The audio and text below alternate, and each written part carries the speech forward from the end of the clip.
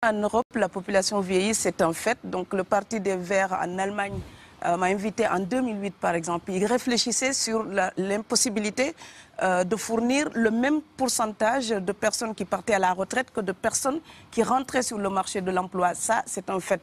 Dans un pays comme la France, par exemple, on sait que 40% du taux de natalité est assuré par des populations étrangères. C'est une réalité aussi. Donc maintenant, on est dans une situation où c'est ce que vous dites qui renforce l'extrémisme. Quand vous dites que l'immigration pose un problème, il faut aussi parler des avantages de l'immigration. Parce que moi, quand je travaille en France, je paye mes impôts ici. Donc les étrangers qui sont là, il y a une partie qui peut travailler et envoyer au pays aidé. La majorité paye ses impôts, s'installe dans vos pays, enrichit vos pays. Donc ce sont des citoyens productifs. Après, il faut voir, il y a une minorité qui vient, il y a des morts, certes. Mais je voulais souligner une chose. Le discours que vous avez, il est encore légitime tant que l'Afrique restera muette. Et moi, aujourd'hui, je voulais m'indigner pour le silence de l'Union africaine. Les gens là qui meurent sur les plages, et je mesure mes mots, si c'était des Blancs, la terre entière serait en train de trembler. Ce sont des Noirs et des Arabes. Alors eux, quand ils meurent, ça coûte moins cher.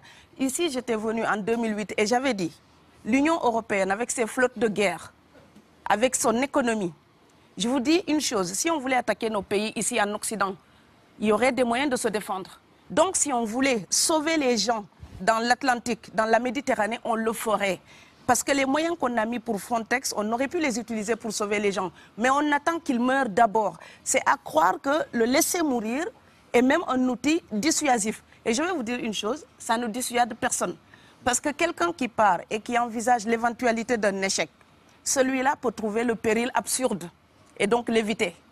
Mais celui qui part pour la survie, qui considère que la vie qu'il a à perdre ne vaut rien, eh bien celui-là, sa force est inouïe, parce qu'il n'a pas peur de la mort.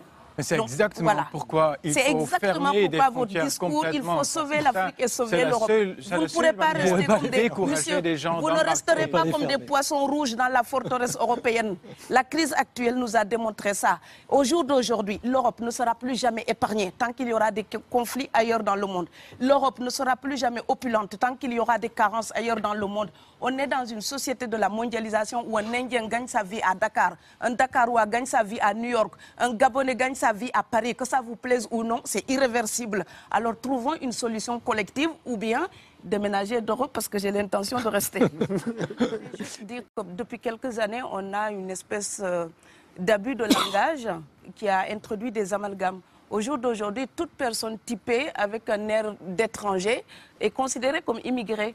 Tous les étrangers, en tout cas toutes les personnes d'origine étrangère qu'on peut rencontrer en Europe ne sont pas forcément des immigrés. Donc il y a des gens qui sont normalement protégés par la Convention de Genève pour les réfugiés. Ces personnes-là, quand on ne les accueille pas normalement, ils viennent dans les mêmes mouvements que les immigrés économiques. Donc quelqu'un qui fuit la guerre, ce n'est pas la même chose que quelqu'un qui cherche du travail. Quelqu'un qui fuit la guerre est protégé par la Convention de Genève. Et quand on a parlé ici à l'époque, je ne veux pas remuer les mauvais souvenirs, mais ministère de l'immigration et de l'identité nationale, on a fait des réfugiés, presque des coupables de droit commun, comme un voyageur qui ne respecterait pas les lois internationales pour le visa, donc l'autorisation d'entrer dans un territoire. Or, quelqu'un qui voyage librement peut respecter ces choses-là. Quelqu'un qui fuit la guerre pour survivre n'a pas le temps de respecter ces choses-là. Or, aujourd'hui, on met l'amalgame et on met tout le monde dans le même sac. Je voudrais aussi dire que quand vous êtes Canadien, Blanc ou Argentin, et vous venez vous installer en France, vous êtes un expatrié. Quelqu'un qui voyage, qui est libre de voyager. Et si vous êtes africain ou indien ou afghan, vous venez en France ou en Allemagne, vous êtes l'immigré, peu importe les raisons pour lesquelles vous êtes là. Et donc cette représentation de l'autre, l'Europe doit corriger son regard si elle ne veut pas encourager la xénophobie. Parce que la représentation qu'on se fait de l'autre alimente ensuite le repli sur soi, le rejet. Donc voilà, voir quelqu'un qui est en règle, essayer de savoir d'où vient cette personne, pourquoi cette personne vient.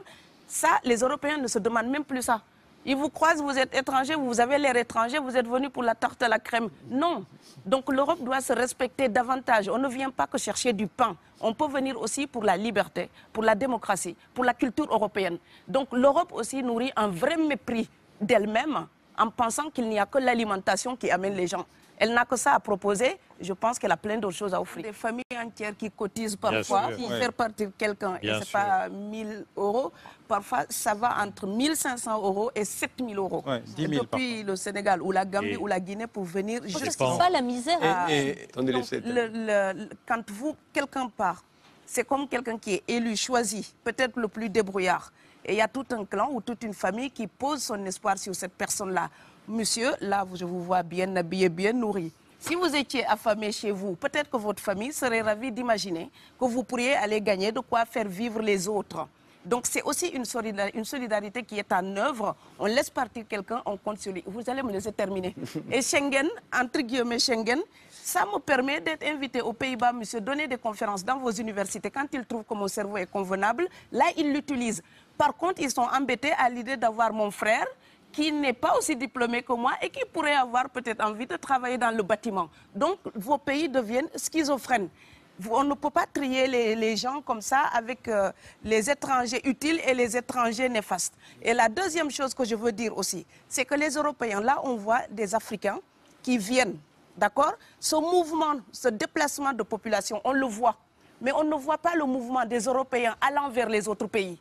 Alors celui-là, c'est le mouvement des puissants, ceux qui ont l'argent, ceux qui ont le bon passeport. Donc vous allez au Sénégal, vous allez au Mali, vous allez dans n'importe quel pays du monde, au Canada, aux États-Unis, partout où je vais, et je voyage tout le temps, je croise des Français, des Allemands, des Hollandais. Je les rencontre partout sur cette planète parce qu'ils ont le bon passeport. Donc, comme avec l'exotisme, l'Europe s'était arrogé le précepte unique, unilatéral, de l'exotisme. Les autres sont exotiques. Alors que pour quelqu'un de mon village, il n'y a rien de plus exotique que quelqu'un d'Amsterdam.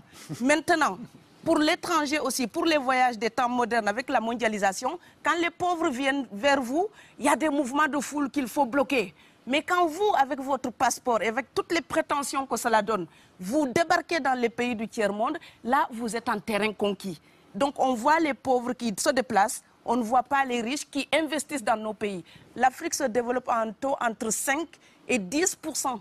Ce n'est plus de la progression, c'est de la surchauffe. Sauf que quand des pays du tiers-monde se développent et qu'ils n'ont pas les moyens pour gérer tout ça, il faut une ingénierie, il faut une formation, il faut des populations pour installer une démocratie. Là, cette surchauffe-là, vous avez besoin qu'on reste dominé pour servir de débouché à l'industrie européenne. Alors il faut arrêter l'hypocrisie. On sera riches ensemble ou on va se noyer tous ensemble. Voilà.